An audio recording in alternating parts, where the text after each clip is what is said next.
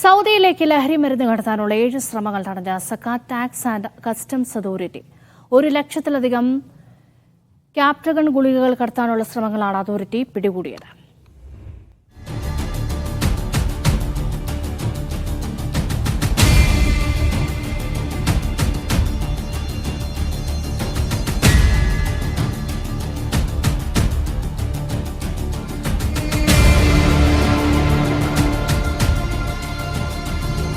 സൗദിയിലെ അൽ ഹദീത്ത, അൽ ദുറ തുടങ്ങിയ check പോയിന്റുകളിലാണ് Captagon ഗുളികകൾ കടത്താനുള്ള ശ്രമങ്ങൾ പരാജയപ്പെടുത്തിയത്.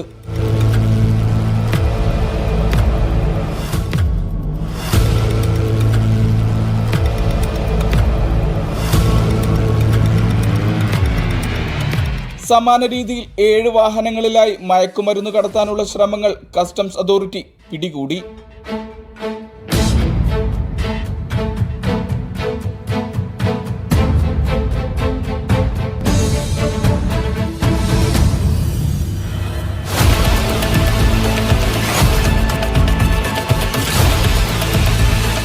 വാഹനത്തിന്റെ ബാറ്ററികൾ, ലൈറ്റിംഗ് സംവിധാനം, അഗ്നിശമന സിലിണ്ടറുകൾ, ഇന്ധന ടാങ്കിലെ ഫിൽറ്റർ, അതോടൊപ്പം ട്രക്കുകളുടെ വിവിധ ഭാഗങ്ങൾ, വിവിധ വലുപ്പത്തിലുള്ള ഷൂകൾ എന്നിവിടങ്ങളിൽ ഒളിപ്പിച്ച നിലയിലായിരുന്നു മയക്കുമരുന്നുകൾ.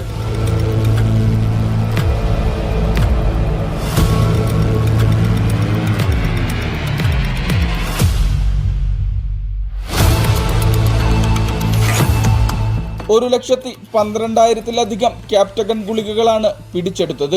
വിവിധ സാങ്കേതിക വിദ്യകൾ ഉപയോഗിച്ചും പ്രത്യേക പരിശീലനം നേടിയ പോലീസ് നായ്ക്കളുടെ സഹായത്തോടെയുമായിരുന്നു പരിശോധന.